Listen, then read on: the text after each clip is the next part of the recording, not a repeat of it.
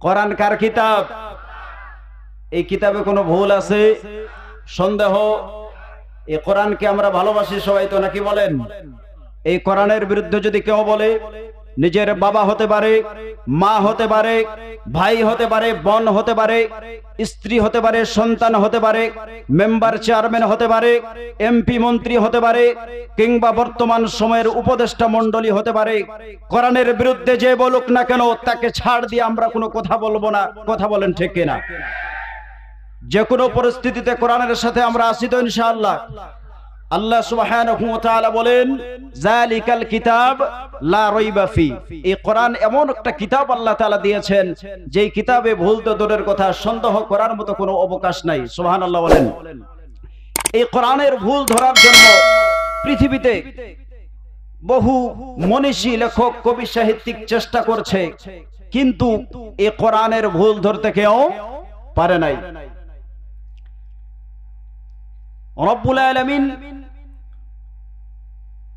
সূরা বাকারার শুরুতে বলেন, যালিকাল কিতাব, এটা এমন একটা কিতাব, লা রাইবা ফি, ভুল তো দূরের কথা, সন্দেহের কোনো অবকাশ নাই, হুদাল লিল মুত্তাকিন, আর এই কিতাবটা মুত্তাকিনদের জন্য পথ প্রদর্শক। সুবহানাল্লাহ বলেন। পৃথিবীতে যত লেখক, সাহিত্যিক, কবিরা রয়েছে, তিনারা যখন বই লিখেন, তিনাদের বইয়ের শুরুতে লেখা থাকে, শুধু পাঠক বৃন্দ, আমার বইয়ের মধ্যে যদি, আমার বই পড়তে গিয়ে যদি কোনো ভুল আপনাদের দৃষ্টিতে পড়ে, আমাদেরকে অবগত করবেন, পরবর্তী সংস্করণে ঠিক করে নেওয়া হবে। এরকম বইয়ের মধ্যে লেখা থাকে কি থাকে না? কিন্তু কোরআন একমাত্র কিতাব পৃথিবীর বুকে, যেই কিতাব মাত্র শুরু হলো, ভিতরে এখনো যাওয়া হয় নাই, শুরুতে রব্বুল আলামিন বলে দিলেন, এটা ভুল তো দূরের কথা, সন্দেহ নাই। সুবহানাল্লাহ বলেন। এই পৃথিবীতে কোরআনের যতগুলো মানুষ ভুল ধরার চেষ্টা করেছিল, তার মধ্যে অন্যতম একজন হচ্ছে ডক্টর মরিস বুকাইলি। তিনি মনে মনে চিন্তা করল, জাতিতে ছিল অমুসলিম, তিনি চিন্তা করলেন, এত বই লিখলাম, এত পড়াশোনা করলাম, একটা বইয়ের আমি গ্যারান্টি দিতে পারলাম না আমার বইয়ের মধ্যে কোনো ভুল নাই, কিন্তু মুসলমানের নবী মুহাম্মদ একটা কিতাব পড়ে আর বলে এই কিতাবের মধ্যে কোনো সন্দেহ নাই। ডক্টর মরিস বুকাইলি বলে, আমি এই কোরআন পড়ব, কোরআন নিয়ে গবেষণা করব, এবং এই কোরআনের আমি ভুল ধরেই ছাড়ব। নাউজুবিল্লাহ বলেন। এবার ডক্টর মরিস বুকাইলি তিনি পড়াশোনা শুরু করলেন। তিনি যখন কোরআন হাতে নিলেন, কোরআন হাতে নেওয়ার পর দেখেন যে কোরআন আরবি ভাষায় লেখা। তিনি ইংরেজি শিক্ষিত মানুষ, কোরআন কি আরবি ভাষায় না ইংরেজি ভাষায়? আল্লাহ তাআলা বলছেন, বিলিসানিন আরাবিয়্যিম মুবিন, এই কোরআনকে আল্লাহ তাআলা আরবি ভাষায় নাজিল করেছেন। সুবহানাল্লাহ বলেন। প্রিয় ভাইরা আমার, এবার তিনি চিন্তা করলেন, এই কোরআন যদি আমাকে জানতে হয়, পড়তে হয়, কোরআনের ভুল ধরতে হয়, তাহলে আমাকে সর্বপ্রথম আরবি ভাষা শিখতে হবে। এবার তিনি আলিফ বা পড়া শুরু করলেন সৌদি আরবের শায়েখদের কাছে। পড়াশোনা করতে করতে যিনি তেলাওয়াত শিখলেন, এটা তো আর একদিনে শেখা যায় না, ঠিক কিনা বলেন? দীর্ঘ সময় লাগে। এই আস্তে আস্তে তিনি পড়াশোনা শুরু করলেন। পড়তে পড়তে যখন তেলাওয়াত শিখলেন, তাফসীর, ব্যাখ্যা, বিশ্লেষণ, আস্তে আস্তে অনেক গভীরে যখন চলে গেলেন, তিনি পড়তে পড়তে এক পর্যায়ে গিয়ে তিনি আর খ্রিস্টান থাকলেন না, মুসলমান হয়ে গেলেন। সুবহানাল্লাহ। এবার তাকে জিজ্ঞাসা করা হলো, ডক্টর সাহেব, কোরআনের ভুল ধরার জন্য আপনি অনেক চেষ্টা করলেন, পড়াশোনা করলেন, গবেষণা করলেন, কিন্তু এখন দেখছি উল্টো আপনি ইসলাম গ্রহণ করলেন, কারণ কি? ডক্টর মরিস বুকাইলি বলে, আরবি তো শিখলাম, কোরআনের ভুল ধরার জন্য অনেক চেষ্টা করলাম, অনেক গবেষণা করলাম, পড়াশোনা করলাম, অবশেষে কোরআন পড়তে পড়তে দেখলাম, জানতে পারলাম কোরআনের মধ্যে তো কোনো ভুল নাই, বরং আমার সারা জীবনের যতগুলি ভুল ছিল, এই কোরআন আমার সব ভুলগুলো সংশোধন করে দিয়েছে। জোরে আওয়াজে বলুন না সুবহানাল্লাহ। এভাবে তিনি এক সময় মুসলমান হয়ে গেছে। সুবহানাল্লাহ বলেন। প্রিয় ভাইয়েরা আমার, তাহলে এই কিতাব আমাদেরকে বিশ্বাস করতে হবে, ঠিক কিনা বলেন? আল্লাহ সুবহানাহু ওয়া তাআলা কুরআনুল কারীমে বলেন হুদাল লিন-নাস, এই কিতাবটা মানুষের হেদায়েতের জন্য নাজিল হয়েছে। কিসের জন্য? মানুষের হেদায়েতের জন্য। আবার আল্লাহ পাক বলছেন হুদাল লিল মুত্তাকিন, এটা মুত্তাকিনদের জন্য পথ প্রদর্শক। কথা হলো দুটো, তার মানে হলো একদিকে আল্লাহ বলছেন সবার হেদায়েতের জন্য এসেছে, আরেক দিকে বলছেন মুত্তাকিনরা এর থেকে হেদায়েত গ্রহণ করে। এর মানে হলো কোরআন থেকে সবাই হেদায়েত গ্রহণ করতে পারে না। সবার বাড়িতে কোরআন আছে, সব দেশে কোরআন আছে, সব এলাকায় কোরআন আছে, কিন্তু সব মানুষেরা কোরআন থেকে সহবত নিয়ে কোরআনের আলোয় আলোকিত হতে পারে না। যাই হোক, আমি আপনাদের সামনে তেলাওয়াত করেছি সূরা বানী ইসরাঈল থেকে 23 নম্বর আয়াতে কারিমা।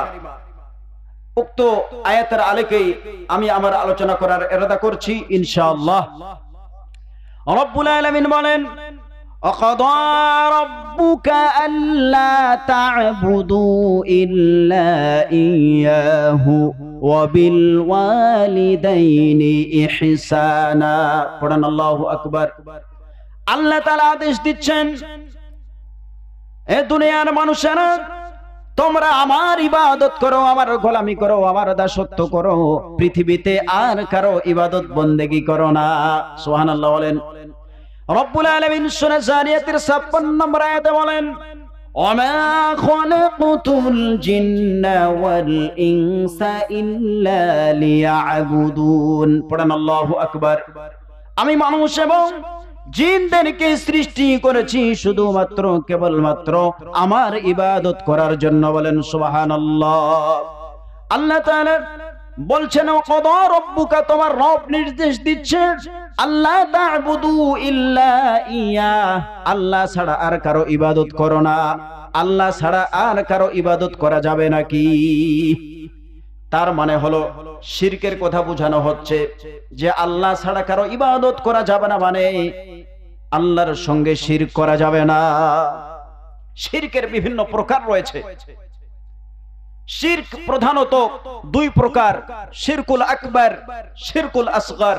শিরকুল আকবার বড় শিরক, আর শিরকুল আসগর ছোট শিরক। বড় শিরক এটা আবার তিন ধরনের। এক নাম্বার হলো শিরকে আর উলুহিয়াত, আল্লাহর ইবাদত করতে গিয়ে কোনো শিরক করা যাবে না। দুই নাম্বার শিরক আর রুবুবিয়াত, রব হিসাবে মানতে হবে একজন। আওয়াজ দিয়ে বলুন তো তিনি কে? রব শব্দের অনেক ব্যাখ্যা রয়েছে, বিশ্লেষণ রয়েছে। রব শব্দের একটি অর্থ হলো আইনদাতা। রব শব্দের অর্থ বিধানদাতা। তার মানে হলো আইন আর বিধান হিসাবে একটা সংবিধান আল্লাহ পাক আমাদেরকে দিয়েছেন, সেটার নাম কি? আওয়াজ দিয়ে বলুন আল কোরআন। তাহলে এই কোরআন আমাদের মানার দরকার আছে না নাই? এই কোরআন যদি কেউ না মানে, কোরআনের সাথে সম্পর্ক না রাখে, কোরআনের বিরোধিতা করে, তাহলে সে শিরক করে ফেলবে। আজকে কিছু মানুষ বলার চেষ্টা করছে কোরআনের সাথে রাজনৈতিক কোনো সম্পর্ক নাই। কি কথা বলেন, ঠিক কিনা? মনে রাখতে হবে, এই কথা যে বলবে তার ঈমান থাকবে না। কি থাকবে না? ঈমান থাকবে না। ঈমান চলে যাবে, তার বউ তালাক হয়ে যাবে। কারণ স্বামী স্ত্রী উভয়কে ঈমানদার। কথা বুঝেন? যদি স্বামী বেঈমান হয়ে যায় তাহলে স্ত্রী অটো তালাক হয়ে যাবে। মাসালা বুঝতে পারছেন? এই জন্য কথাবার্তা হিসাব কিতাব করে বলতে হবে, বুঝে শুনে বলতে হবে, না বুঝে কোনো মন্তব্য করা যাবে না। কোরআনের সাথে রাজনীতির সম্পর্ক নাই, ইসলামের সঙ্গে রাজনীতির সম্পর্ক নাই। এটা একটা কুফরি স্লোগান, শিরকি কথা ছাড়া কোনো কথা হতে পারে না। ঠিক কিনা বলেন? কোরআনে যে রাজনৈতিক কথা আছে, এটা কি আপনারা বিশ্বাস করেন? এর প্রমাণ নিবেন। রব্বুল আলামিন প্রতি নামাজে পড়ার জন্য একটা সূরা আমাদেরকে দিয়েছেন, সূরাতুল ফাতিহা। কোন সূরা বলেন? সূরাতুল ফাতিহা। আল্লাহ পাক শুরুতেই বলছেন আলহামদুলিল্লাহি রাব্বিল আলামিন। আল্লাহু আকবার বলেন। এই যে রবের কথা এখানে আছে না নাই? এখানে বোঝানো হচ্ছে, হে বান্দা, নামাজে দাঁড়িয়েছো ভালো কথা, কিন্তু তুমি বলো রব শব্দের অর্থ যে আইনদাতা, রব শব্দের অর্থ যে বিধানদাতা, এই সার্বভৌমত্বের মালিক কে?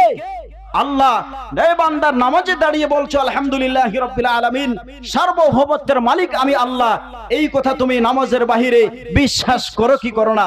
এই কথা আমাদের কাছ থেকে যিনি শুনতে চান আওয়াজ দিয়ে বলুন তিনি কে? কোথায় যাবেন? যখন আমরা সবাই কবরে যাব, কবরে যাওয়ার পরে মানুষকে তিনটা প্রশ্ন করা হবে। প্রশ্নগুলো খেয়াল করেন। এক নাম্বার প্রশ্ন, মার রব্বুকা, তোমার রব কে? আমাদের রব কে? আওয়াজ দিয়ে বলুন তো। খেয়াল করুন যে আল্লাহ আমাদের রব। রব শব্দের অর্থ যদি হয় আইনদাতা, রব শব্দের অর্থ যদি হয় বিধানদাতা, রব শব্দের অর্থ লালন কর্তা, রব শব্দের অর্থ পালন কর্তা, আল্লাহর যত রুবুবিয়্যাত রয়েছে সব এই রব শব্দের মধ্যে রয়েছে। এই পৃথিবীতে যা কিছু রয়েছে সব কিছু ওই এক রবের শব্দের মধ্যে ঢুকে রয়েছে।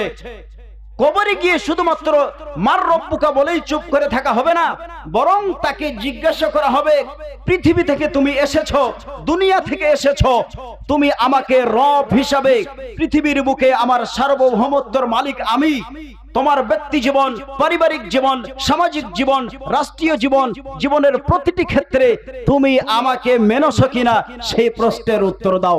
সেই প্রশ্নটা হচ্ছে মার রব্বুকা। মার রব্বুকা আপনি বললেন আর আপনি উত্তর দিয়ে দিলেন আমার রব আল্লাহ।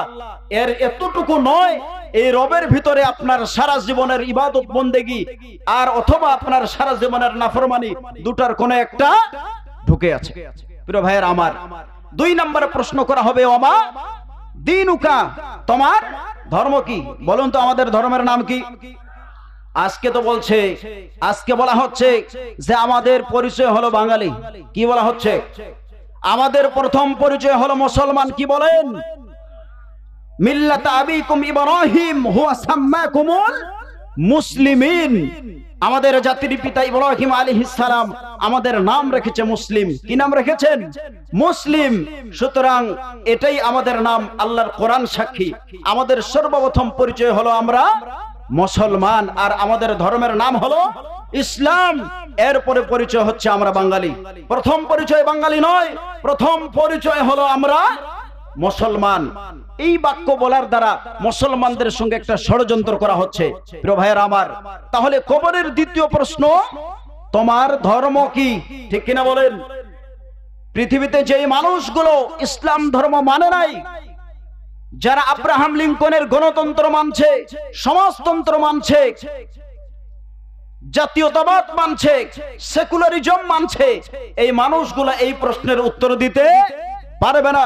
শুধুমাত্র যাদের সম্পর্ক ইসলামের সঙ্গে ছিল এই মানুষগুলো বলবে আমার ধর্মের নাম ইসলাম। তিন নম্বরে প্রশ্ন করা হবে, নবীজির ছবি দেখানো হবে অথবা নবীজির ব্যাপারে জিজ্ঞাসা করা হবে, এই ব্যক্তিটাকে মান হাযার রাজুল, এই ব্যক্তিটাকে। যারা মুমিন সঙ্গে সঙ্গেই তারা দেখে চিনে ফেলবে আর বলবে ইনি হচ্ছেন মুহাম্মদুর রাসূলুল্লাহ সাল্লাল্লাহু আলাইহি ওয়াসাল্লাম। বলুন, মুহাম্মদ সাল্লাল্লাহু আলাইহি ওয়াসাল্লাম আমাদের রাসূল। ঠিক কিনা বলেন? তিনি আমাদের নবী, তিনি আমাদের আদর্শ। আল্লাহ পাক সূরা আহজাবের 21 নম্বর আয়াতে বলেন, লাকাদ কানা লাকুম ফি রাসূলিল্লাহি উসওয়াতুন হাসানাহ, নিশ্চয়ই ঈমানদারদের মাঝে আছে মুহাম্মদ সাল্লাল্লাহু আলাইহি সাল্লামের মাঝে উত্তম আদর্শ। তাহলে আমাদের আদর্শ মুহাম্মদ রাসূলুল্লাহ সাল্লাল্লাহু আলাইহি ওয়াসাল্লাম। সুতরাং কবরে গিয়ে শুধুমাত্র এটাই বলা হবে না যে ইনি কে, বরং ওই প্রশ্নের ভিতরে এই প্রশ্ন থাকবে, এই যে ব্যক্তিটা একে চিনো কিনা, পৃথিবীতে তার আদর্শ তুমি মেনেছিলে কিনা। ঠিক কিনা বলেন?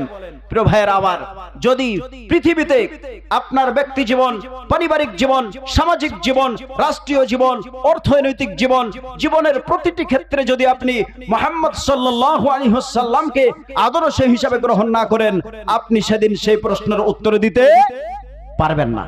এই জন্য জীবনের প্রতিটি ক্ষেত্রে কোরআন সুন্নাহর অনুসরণ আমাদেরকে করতে হবে। প্রিয় ভাইয়েরা আমার, আমি যে কথা বোঝাতে চাচ্ছিলাম, ইসলামের সঙ্গে রাজনীতির সম্পর্ক আছে, এটা আমরা প্রমাণ করব ইনশাআল্লাহ। সূরা বাকারার 178 নম্বর আয়াত, রব্বুল আলামিন কোরআনে বলেন, ইয়া আইয়ুহাল্লাযীনা আমানু কুতিবা আলাইকুমুল কিসাসু ফিল কতলা। হে ঈমানদারগণ, তোমাদের জন্য বিধান দেওয়া হলো, কেউ যদি কোনো মানুষকে অন্যায়ভাবে হত্যা করে তাহলে তার শাস্তি হলো হত্যার বদলে তাকে হত্যা করতে হবে। আইনটা দিয়েছেন কে বলুন তো? কেউ যদি কাউকে হত্যা করে তাকে পুনরায় তার শাস্তি হলো হত্যা। এটা আইনি বিষয় কিনা বলুন? আইন রাজনীতির সাথে সম্পর্কিত কিনা? আওয়াজ দিয়ে বলুন। তার মানে এই আয়াত থেকে প্রমাণ হয় হত্যার বদলে হত্যা, কিসাস, এটা আইনি বিষয়। আইন রাজনীতির সাথে সম্পর্ক হলো আইনের। তার মানে বোঝা গেল কোরআন রাজনীতি থেকে আলাদা কিছু নয়। এবার আসুন সূরা মাইদার মধ্যে রব্বুল আলামিন বলেন, والسارق والسارقة فاقطعوا أيديهما جزاء بما كسبا نكالا من الله। পড়েন আল্লাহু আকবার। চোর আর চুরনি যদি চুরি করে চুরিতে ধরা পড়ে তার হাতটা কেটে দিতে হবে। আইনটা দিয়েছেন কে বলুন তো? চুরি করলে হাত কেটে দিতে হবে, এটা একটা আইন হয় কিনা? আইন কিসের সাথে সম্পর্কিত কথা বলুন? রাজনীতির সাথে সম্পর্ক। আইন কিসের বিষয় কথা বুঝতে পারে নাই? আইন কিসের সাথে সম্পর্কিত? রাজনীতির সাথে সম্পর্কিত। এখান থেকে প্রমাণ হয় যে কোরআনে রাজনীতি থেকে আলাদা নয়, বরং রাজনীতির সাথে সম্পর্কিত। ঠিক কিনা বলুন? এবার সূরা নূরে আসেন 2 নম্বর আয়াত। রব্বুল আলামিন বলেন, আয-যানিয়াতু ওয়াজ-যানি ফাজলিদু কুল্লা ওয়াহিদিম মিনহুমা বিআতা জালদা। কেউ যদি জিনা করে কোনো নারী পুরুষ, জিনার শাস্তি তাদেরকে দিতে হবে, বেত্রাঘাত করতে হবে, তাদেরকে পাথর নিক্ষেপ করে হত্যা করতে হবে। আইনটা দিয়েছেন কে? আল্লাহ তাআলা দিয়েছেন। তাহলে জিনা করলে, জিনাকারী নারী পুরুষ যদি জিনা করার পরে তারা যখন বিচার করা হবে, তাদেরকে মৃত্যুদণ্ড দেওয়া হবে। এই মৃত্যুদণ্ড রাষ্ট্র কার্যকর করবে। এই মৃত্যুদণ্ড এটা আইনি বিষয় কিনা কথা বলেন? আর আইন কিসের সাথে সম্পর্কিত? তার মানে এই আয়াত থেকেও প্রমাণ হয় কোরআন রাজনৈতিক বিষয় থেকে আলাদা নয়, রাজনৈতিক নিয়ে। প্রিয় ভাইয়েরা আমার, এইভাবে কোরআনের অসংখ্য আয়াত রয়েছে।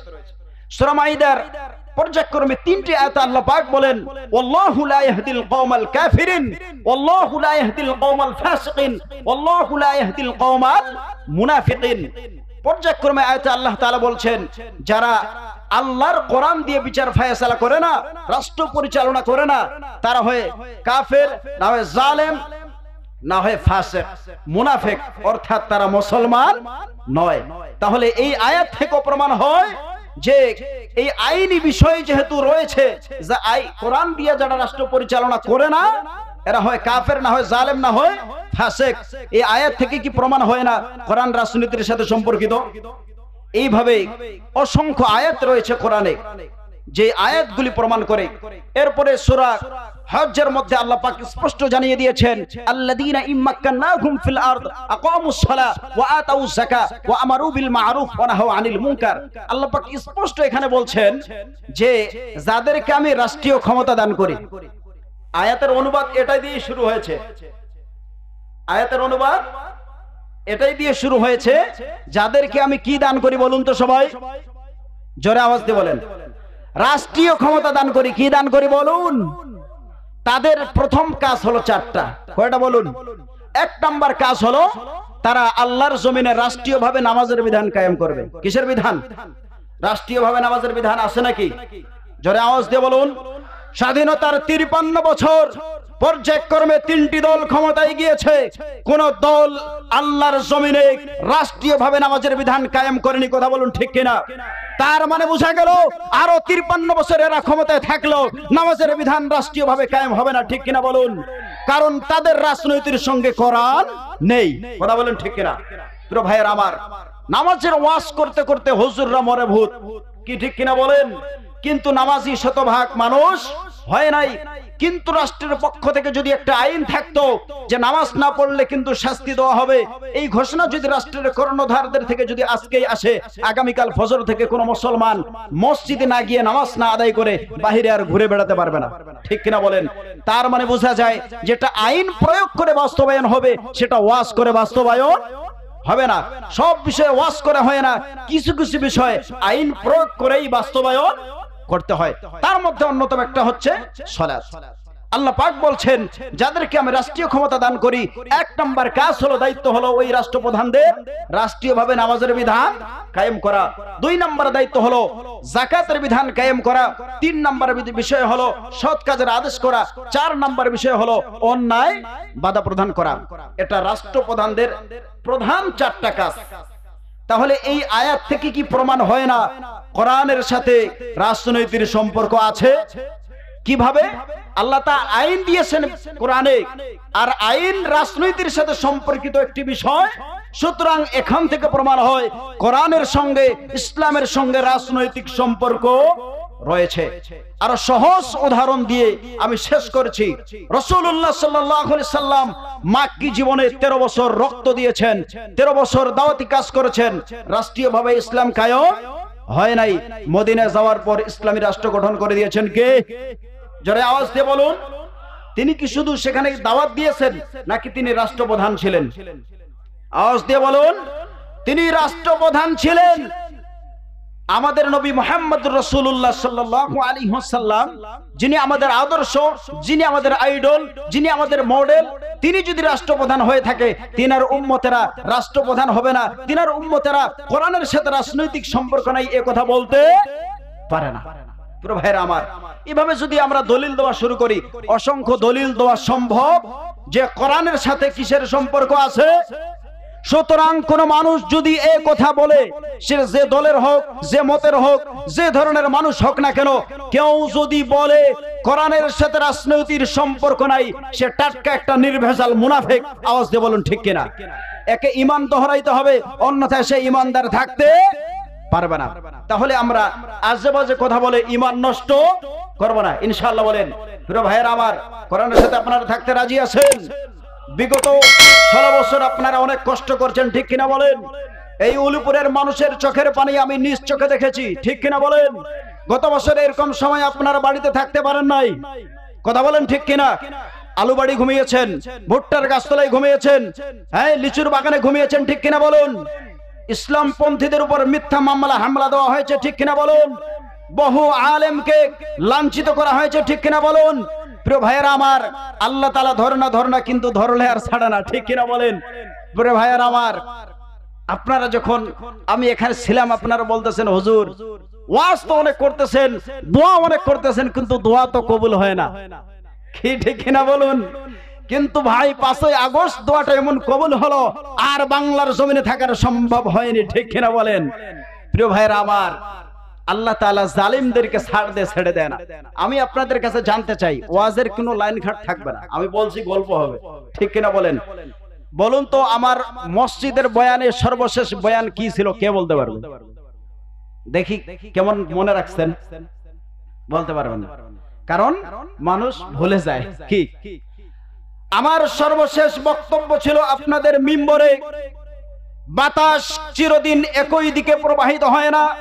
বাতাস কোনদিন নমরুদের দিকে গিয়েছে, আবার বাতাস নবী ইব্রাহিমের দিকেও গিয়েছে, বাতাস কোনদিন ফেরাউনের দিকে গিয়েছে, বাতাস নবী মুসার দিকেও গিয়েছে, বাতাস আবু জাহেলদের দিকেও গিয়েছে, আবার বাতাস নবী মুহাম্মদ রাসূলুল্লাহ সাল্লাল্লাহু আলাইহি ওয়াসাল্লামের দিকেও গিয়েছে। বাতাস আজ জালিমদের দিকে প্রবাহিত হচ্ছে, তাই তাওহীদ পন্থীদের উপর জুলুম অত্যাচার চলছে। বাতাস যেদিন ইসলাম পন্থীদের দিকে প্রবাহিত হবে, সেদিন জালিমরা আর বাংলার জমিনে থাকার জায়গা খুঁজে পাবে না, ঠিক কিনা বলুন? এই কথা কি আমি বলেছিলাম?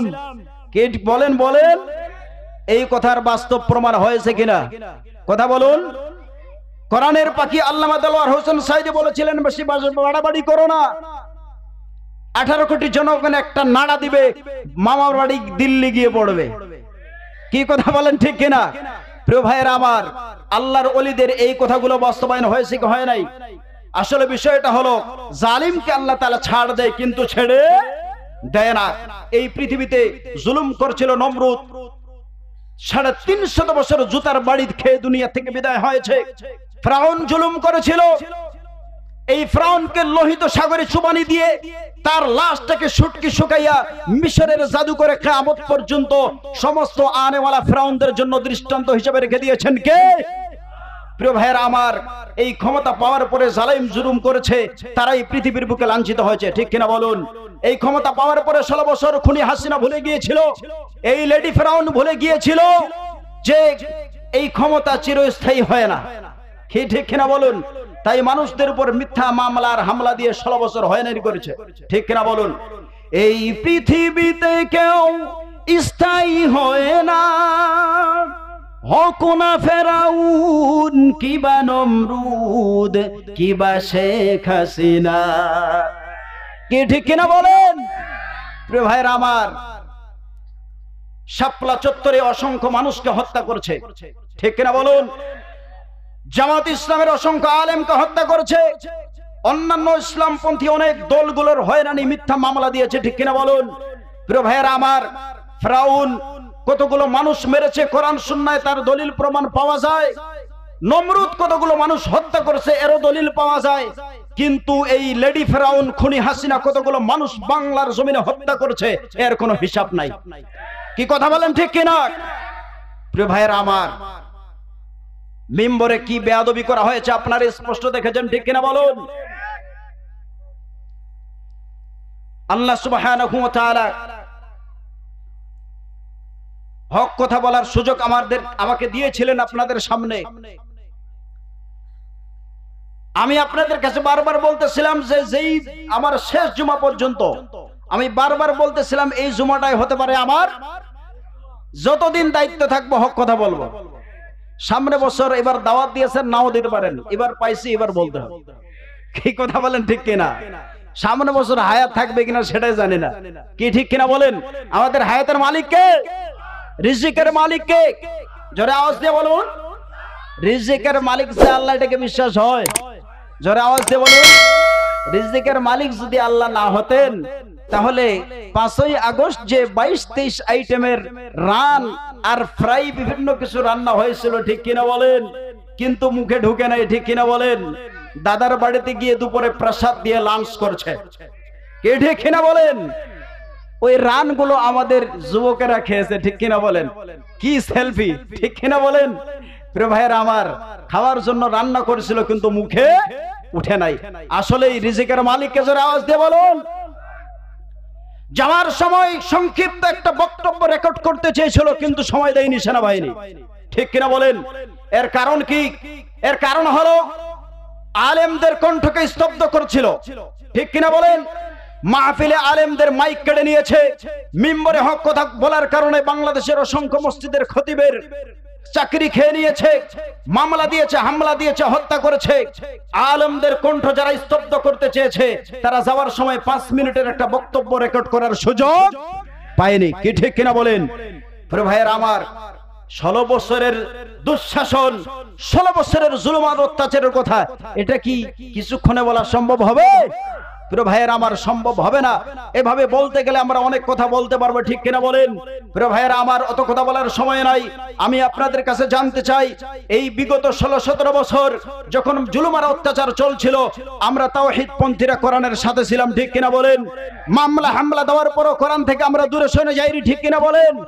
আজ লেভেল প্লেইং ফিল্ড চলছে, এখন কোরআন থেকে দূরে সরে যাওয়ার কোনো সময় সুযোগ নাই। প্রিয় ভাইয়েরা আমার, মনে রাখবেন আগামী দিন ইসলামের বিজয়ী দিন, আগামীর বাংলাদেশ কোরআনের বাংলাদেশ, আগামীর বাংলাদেশ আলেম ওলামাদের বাংলাদেশ, আগামীর বাংলাদেশ ইসলামপন্থীদের বাংলাদেশ। ঠিক কিনা বলুন? আগামী দিনে আর যদি কোরআন ছাড়া আমাদের কাছে কেউ ভোট চাইতে আসে, যদি ভোট চাইতে আসে, আগে তার 3.5 হাত বডি তাকাবো, তার বডির মধ্যে নবীর সুন্নাহ আছে না নাই? ঠিক কিনা বলেন? তার বডির মধ্যে দেখবো নবীর সুন্নাত আছে না নাই? ঠিক কিনা বলেন? তার আদর্শ খুঁজে দেখবো কোরআনের সঙ্গে তার আদর্শের মিল আছে না নাই? ঠিক কিনা বলেন? আগামী দিনে কোরআন ছাড়া আর আমরা কোনো কিছু শুনতে চাই না। ঠিক কিনা বলেন? আগামী দিনে ওয়ার্ড থেকে শুরু করে, ইউনিয়ন থেকে শুরু করে, সচিবালয় থেকে শুরু করে সংসদ ভবন পর্যন্ত দেশের প্রতিটি জায়গা কোরআন দিয়ে পরিচালিত হবে। কথা বলুন ঠিক কিনা? প্রিয় ভাইরা আমার, যে কোনো পরিস্থিতিতে যত বাধা বিপত্তি আসুক না কেন, কোরআনের সাথে আলেম ওলামাদের সঙ্গে থাকতে রাজি আছে? জোরে আওয়াজ দিয়ে বলুন। আল্লাহ কবুল করুন।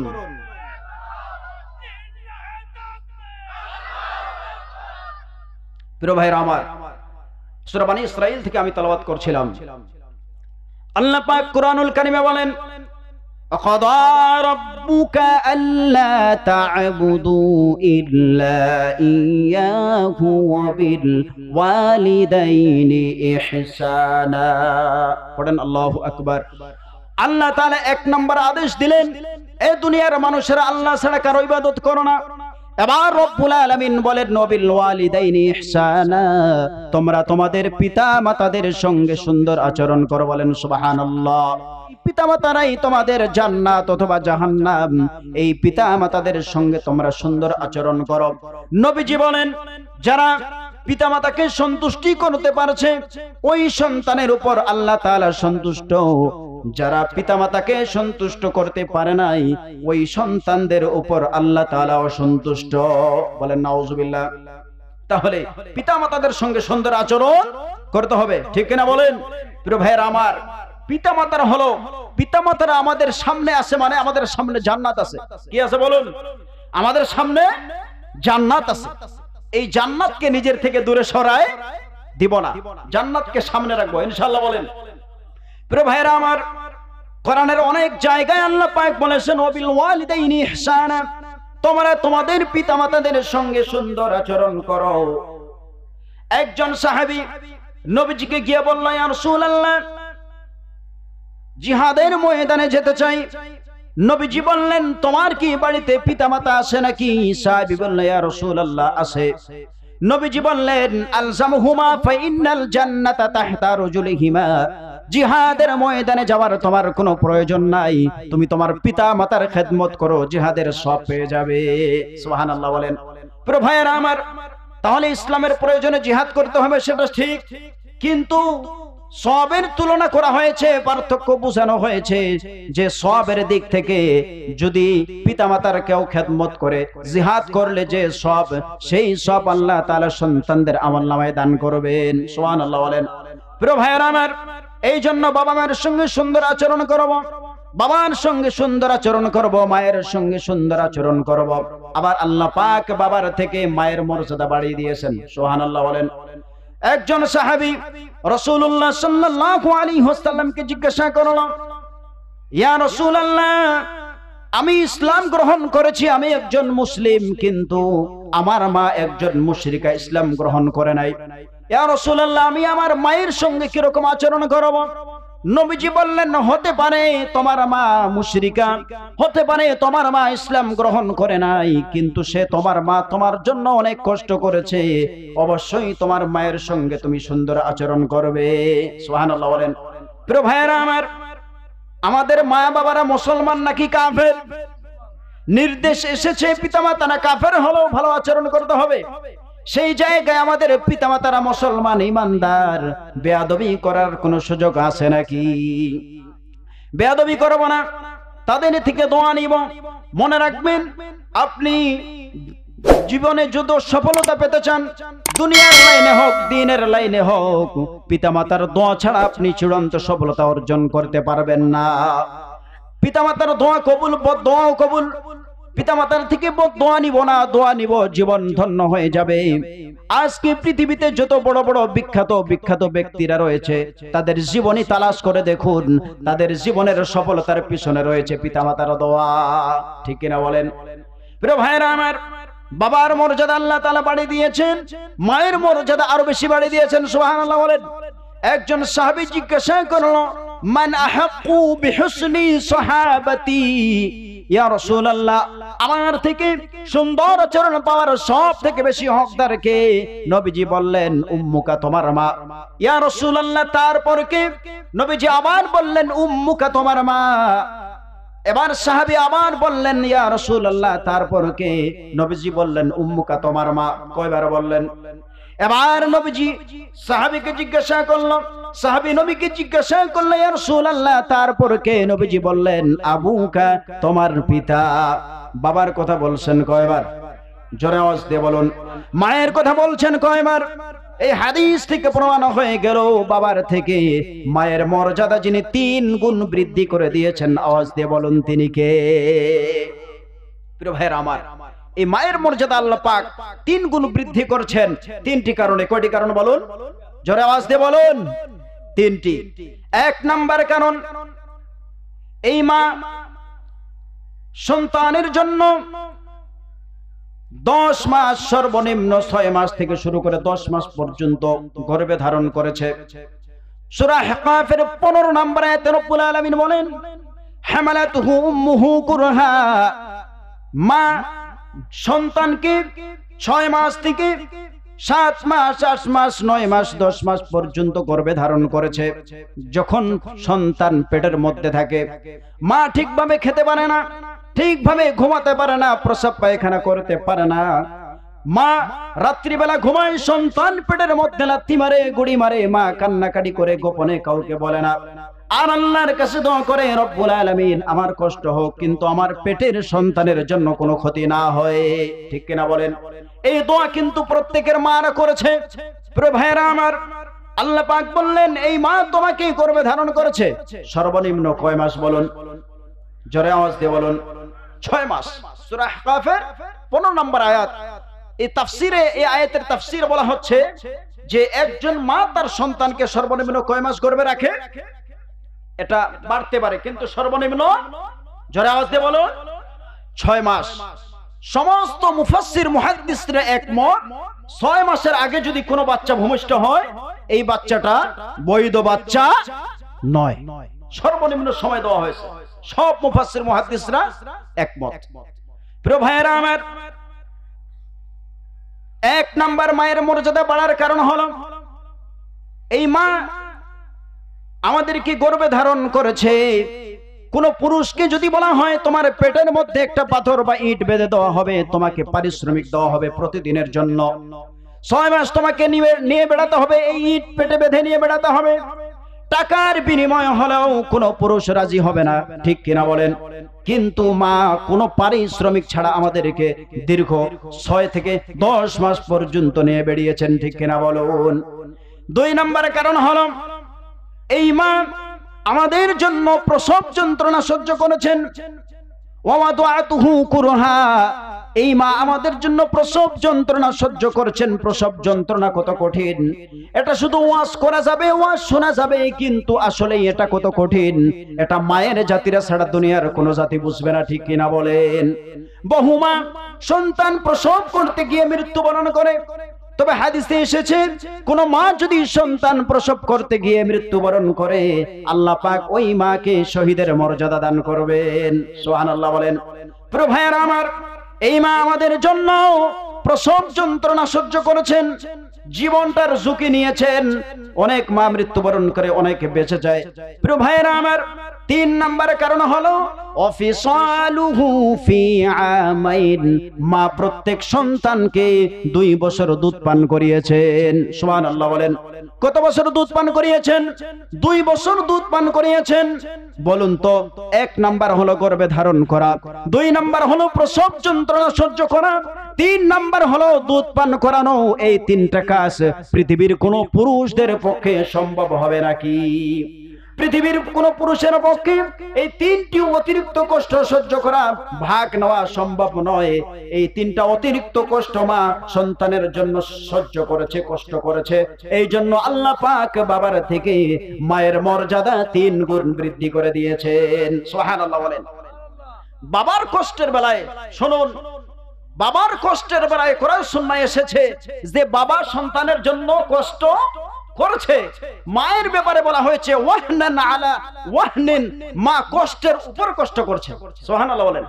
কথার পার্থক্য আছে না নাই? বাবা শুধু কি করছে? কথা বলেন। আর মা কি করছে? ওয়াহনান আলা ওয়াহনিন, কষ্টের উপর কষ্ট করছে। সুবহানাল্লাহ বলেন।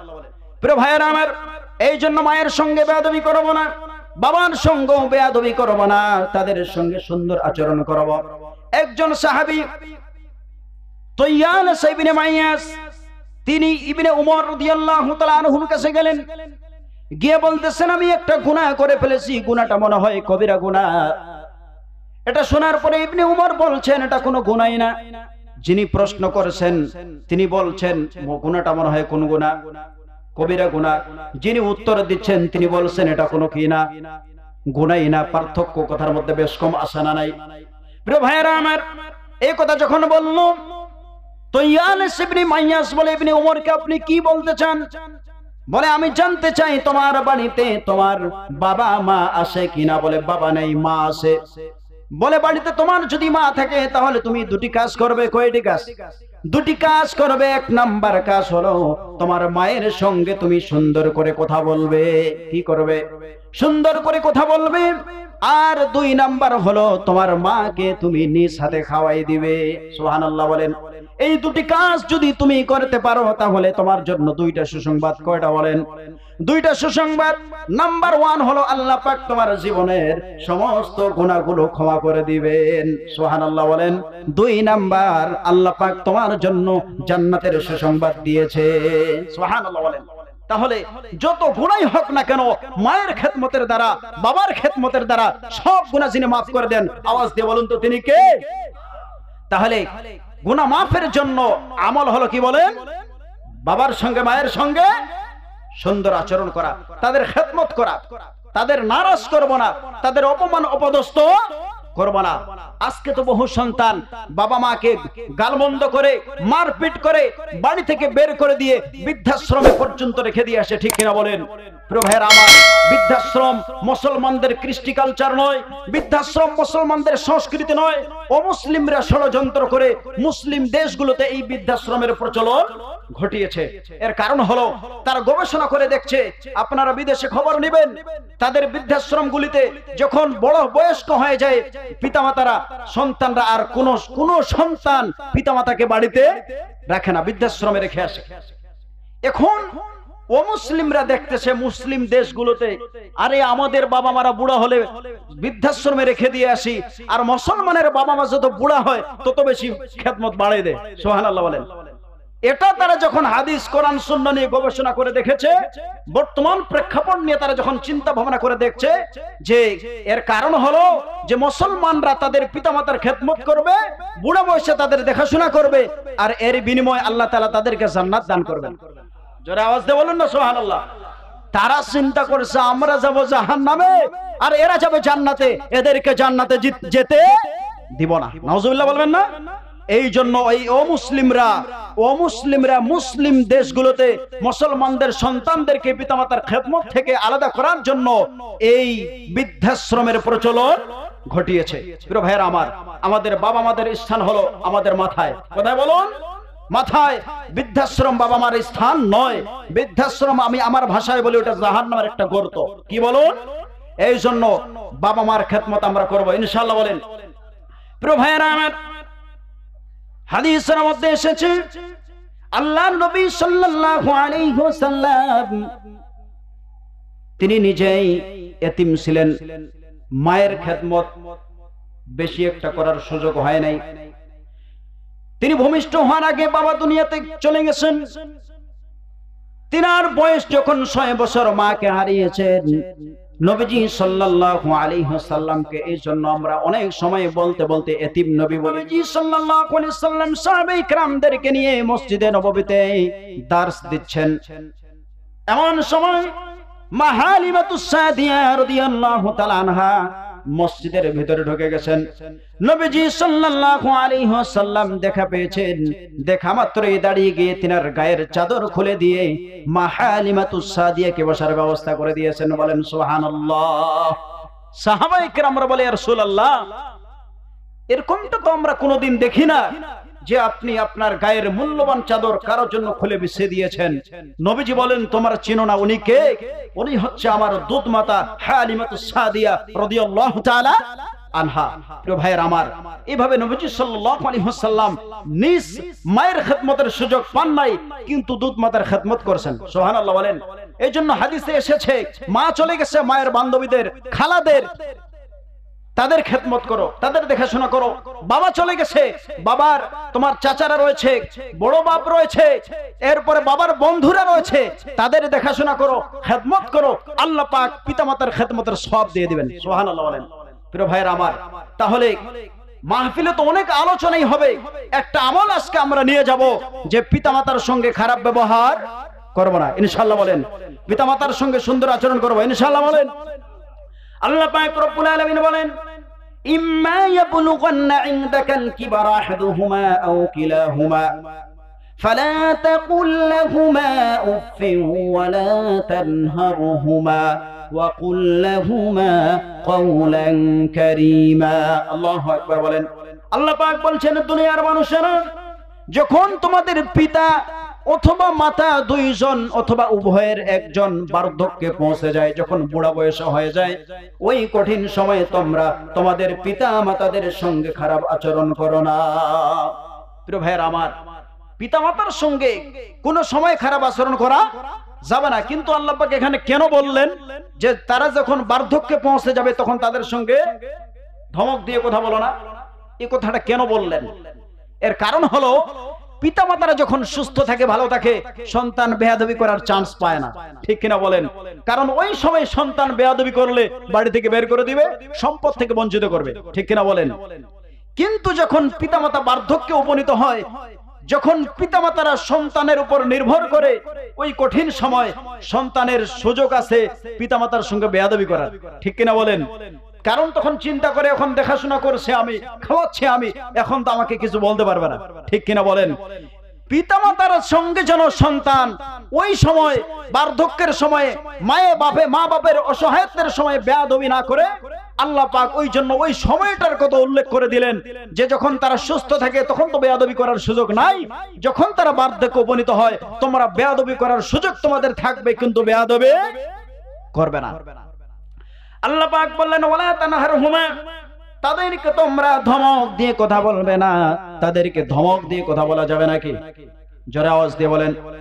মনে করেন পিতামাতা কোনো একটা কাজ বলছে, কিছু একটা চেয়েছে, করতে দিয়েছে, তখন বুড়া বলে, বুড়ি বলে, বিভিন্ন খারাপ ভাষা ব্যবহার করে বাবা মাকে অপমান করা হয়। কি আছে না নেই বলুন? জোরে আওয়াজ দিয়ে বলেন। করা যাবে? যাবে যাবে না। আল্লাহ পাক বলেন, ওয়াকুল লাহুমা কাওলান কারীমা, তোমার মায়ের সঙ্গে আর বাবার সঙ্গে বিনয়ের সাথে সম্মান দিয়ে কথা বলো। সুবহানাল্লাহ বলেন। তাদেরকে সম্মান দিয়ে কথা বলতে হবে।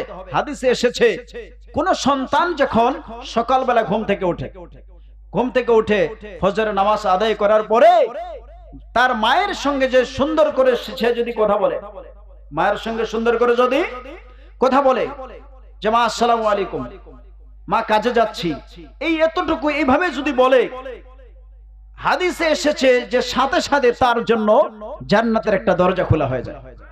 যারা আওয়াজ দিয়ে বলো না সুবহানাল্লাহ। সাহাবী জিজ্ঞাসা করলেন, রাসূলুল্লাহ, যদি দুইজন থাকে, বাবাও থাকে, মাও থাকে, তাদের সঙ্গে সুন্দর করে কথা বলা হয়, নবীজি বললেন তাহলে তার জন্য দুইটা জান্নাতের দরজা খোলা হয়ে যায়। সুবহানাল্লাহ বলেন। শুধু ভালো করে একটু কথা বলার দ্বারা, সম্মান দিয়ে সামান্য সময় একটু কথা বলবেন, আল্লাহ পাক তাতেই জান্নাতের দরজা আপনার জন্য উন্মুক্ত করে দেবেন। বলেন সুবহানাল্লাহ। প্রিয় ভাইয়ের আমার, তাহলে যেই বাবা মায়ের সঙ্গে সুন্দর আচরণ করলে জান্নাতের দরজা খোলা হয়, মনে রাখতে হবে ওই বাবা মার সঙ্গে বেয়াদবি করলে জান্নাতের দরজাটা বন্ধ হয়ে যাবে। কথা কি বুঝাইতে পারছি? জোরে আওয়াজ দিয়ে বলুন, জান্নাতের দরজা খুলবেন না বন্ধ করবেন? জোরে আওয়াজ দিয়ে বলেন। তাহলে বাবা মার সঙ্গে সুন্দর আচরণ করবো ইনশাআল্লাহ বলেন। এরপরে রব্বুল আলামিন বলেন, ওয়াখফিদ লাহুমা জানাহাল যুল্লি মিনার রাহমা। এই দুনিয়ার সন্তানেরা, তোমাদের পিতামাতার জন্য বিনয়ের বাহু তোমরা নত করে দাও, তাদের সঙ্গে সুন্দর আচরণ করো। এই আয়াতের ব্যাখ্যায় বলা হয়েছে তাফসীর ফাতহুল কাদিরের মধ্যে যে ওয়াখফিদ লাহুমা জানাহাল যুল্লি এর ব্যাখ্যা হলো, যেমনি ভাবে পাখি তার সন্তানদেরকে লালন পালন করে, তার কাছে আগলে রাখে, কোথাও দূরে যেতে দেয় না, মুরগি যেভাবে তার বাচ্চাদেরকে কাছে রাখে, চিল বা অন্য কোনো পাখি প্রাণী যদি তার বাচ্চাটাকে নিতে চায় কিন্তু মা মুরগি নিতে দেয় না, ঠিক কিনা বলুন? জোরে জোরে চিৎকার করে আওয়াজ করে বাচ্চাদেরকে সুন্দরভাবে আগলে রাখে। হাদিসের মধ্যে এসেছে সন্তান পিতামাতার খেদমত করবে ওইরকম গুরুত্ব দিয়ে, যে কোনো কঠিন পরিস্থিতি হোক না, কোনো বিপদ আপদ হোক না কেন, কঠিন মুহূর্ত হলেও পিতামাতাদেরকে ওইরকম আগলে রাখবে। সুবহানাল্লাহ বলেন। এবার রব্বুল আলামিন বলেন, واخفض لهما جناح الذل من الرحمة وقل رب ارحمهما كما রব্বায়ানি সগীরা। পড়ুন সবাই, রব্বিরহামহুমা কামা রব্বায়ানি সগীরা। এতক্ষণ তো আমরা শুনলাম বাবা মার খেদমত করতে হবে, বেয়াদবি করা যাবে না।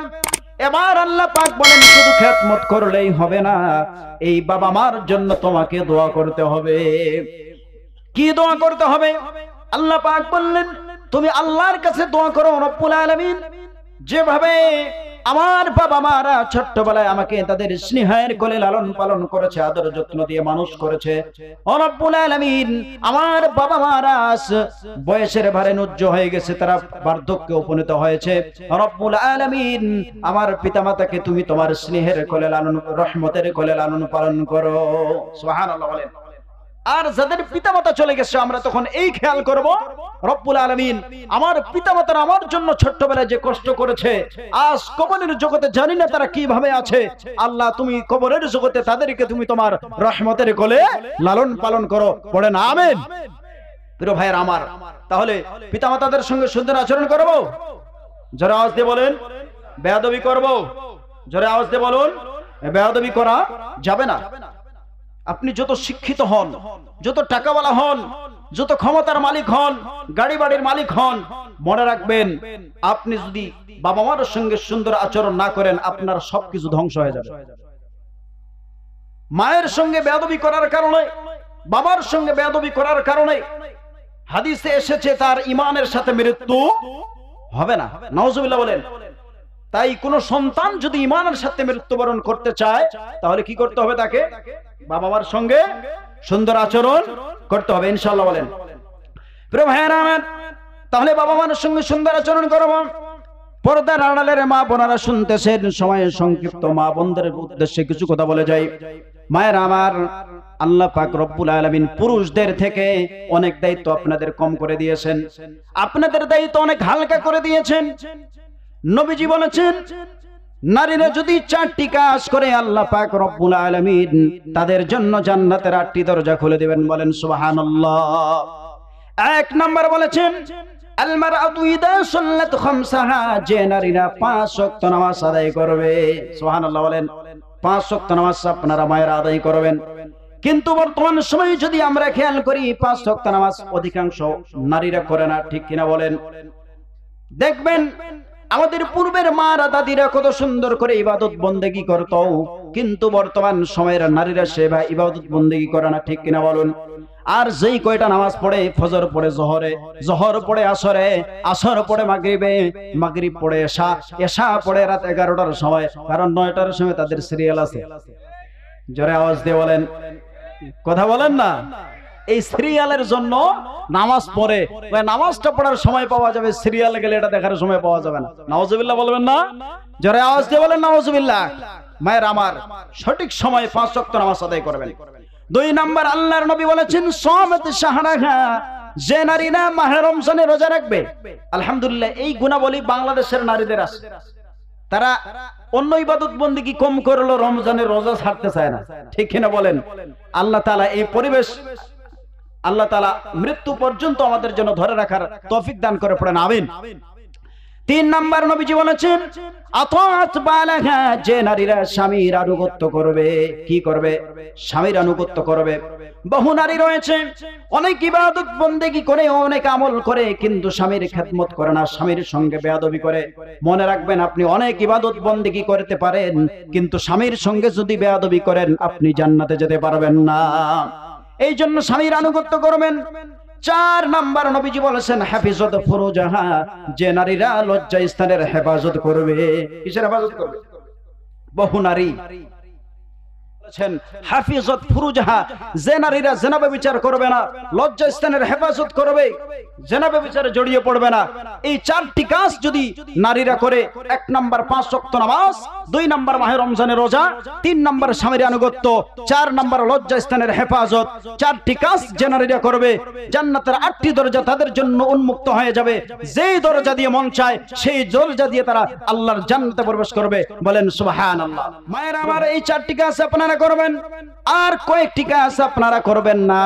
নবীজি সাল্লাল্লাহু আলাইহি ওয়াসাল্লাম বলেন কিয়ামতের পূর্বে বড় বড় ফিতনা হবে, অনেক ফিতনা হবে। একজন মানুষ সকালে ইমানদার থাকবে, বিকালে কাফের থাকবে, সকালে মুমিন, অর্থাৎ ঈমান নিয়ে সে গ্যারান্টি সহকারে থাকতে পারবে না। শেষ জামানায় অনেক ফিতনা হবে। এই অসংখ্য ফিতনার মধ্যে বড় ফিতনা হলো দাজ্জালের ফিতনা। কিসের ফিতনা বলুন? দাজ্জালের ফিতনা হবে।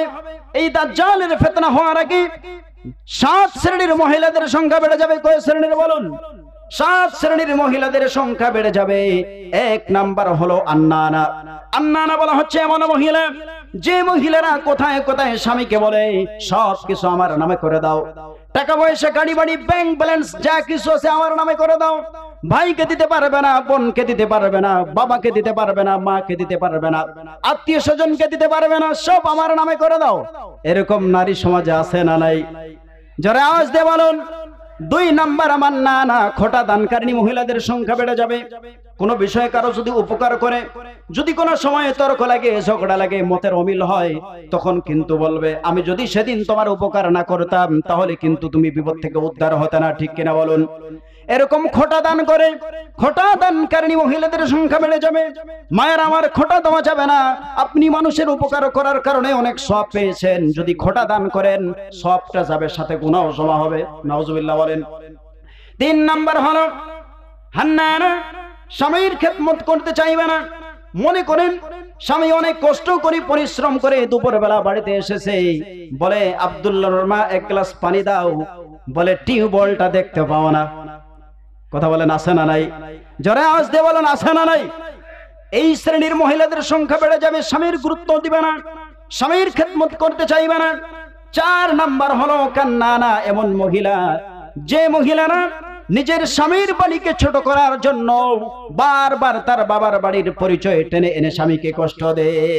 বলে তুমি যে চাকরিটা করো পয়সাটা আমার বাবা দিয়েছে, তোমার হাতে ঘড়িটা আমার মা দিয়েছে, যে খাটে ঘুমাও আমার ভাই দিয়েছে, তুমি যে তোমার বাড়িতে যত ফার্নিচার আছে আর যা কিছু আছে সব বাবার বাড়ি থেকে নিয়ে এসেছি, তোমার কিচ্ছু নাই। আছে না নাই? কথা বলেন আছে না নাই? এই শ্রেণীর মহিলাদের সংখ্যা বেড়ে যাবে। বাবার বাড়ির পরিচয় টেনে এনে স্বামীকে কষ্ট দিবে। 5 নাম্বার হলো হাত দেখা। হাত দেখা হলো এমন মহিলা, স্বামী যদি কিছু পছন্দ করে কিনে নিয়ে আসে, ওই পছন্দ তার পছন্দ হয় না, স্বামীর যেটা নিয়ে আসে খুশি করে সেটা সে পছন্দ করে না, নিজেই যেটা পছন্দ করবে সেটাই পছন্দ। মনে করেন স্বামী খুশি করে একটা 3 পিস নিয়ে এসেছে, নিজে পছন্দ করে একটা শাড়ি নিয়ে এসেছে, বা অন্য কোনো জামা নিয়ে এসেছে, বা অন্য কোনো খাবার দাবার নিয়ে এসেছে, তখন বলবে এরকম খাবার মানুষ খায় নাকি, এরকম কাপড় মানুষ পরে নাকি? আছে না নাই? জোরে আওয়াজ দিয়ে বলুন। এই শ্রেণীর মহিলাদের সংখ্যা বেড়ে যাবে। 6 নাম্বার হলো সাদ্দাকা। সাদ্দাকা হলো এমন মহিলা, যে মহিলা কোথায় কোথায় স্বামীর সঙ্গে তর্ক আর ঝগড়া করে। ঝগড়াটি মহিলা সমাজে আছে না নাই? জোরে আওয়াজ দিয়ে বলুন। 7 নাম্বার হলো বাররাকা, ওই মহিলা, যেই মহিলারা স্বামীর সঙ্গে শুধু তর্ক বিতর্ক করে না, বরং ঝগড়াঝাটির এক পর্যায়ে স্বামীর গায়ে হাত পর্যন্ত তুলে ফেলে। আছে না নাই? প্রিয় ভাইয়েরা আমার, এতদিন শুনছেন যে নারী নির্যাতন, কি ঠিক কিনা বলেন? কিন্তু ঘরে ঘরে যে পুরুষ নির্যাতন আছে এই খবর নাই, কি ঠিক কিনা বলেন? মায়েরা আমার, এই 7 শ্রেণীর মহিলারা যাবে জাহান্নামে। নাউজুবিল্লাহ বলেন। এই কাজগুলি আপনাদের করতে হবে, ভালো ভালো কাজগুলি আপনারা করবেন। আল্লাহ পাক আপনাদেরকে এই কথাগুলি আমল করার তৌফিক দান করুক। প্রিয় প্রবাসী, সময় সংক্ষিপ্ত, আমি আমার আলোচনা দীর্ঘায়িত করতে চাই না। আজকে যে তাফসীর মাহফিল আপনারা কষ্ট করে আয়োজন করেছেন, আল্লাহ কবুল করেন, পড়েন আমিন। আল্লাহ তাআলা এই উলিপুরবাসীকে সব রকম বালা মুসিবত থেকে হেফাজত করুন, পড়েন আমিন। যত কল্যাণ আল্লাহ তাআলা আপনাদেরকে দান করুন, পড়েন আমিন। এবং যত মানুষ এই মহল্লা থেকে, এই গ্রাম থেকে মারা গেছেন, আল্লাহ তাআলা প্রত্যেকের কবরের আযাব মাফ করে দেন, প্রত্যেকের জন্য আল্লাহ তাআলা জান্নাতের ফয়সালা করেন, পড়েন আমিন। ইনশাআল্লাহ সংক্ষিপ্ত সময় যা কিছু হলো এর ভুল ত্রুটিকে আল্লাহ তাআলা মাফ করে দেন, যা গ্রহণীয় তা গ্রহণ করে আল্লাহ তাআলা আমল করার তৌফিক দান করেন। আজকের মাহফিল আল্লাহ তাআলা কবুল করে আমাদের প্রত্যেকের জন্য নাজাতের ওসিলা বানান। আখিরু দাওয়ানা আলহামদুলিল্লাহি রাব্বিল আলামিন। আসসালামু আলাইকুম ওয়া রাহমাতুল্লাহি ওয়া বারাকাতুহু।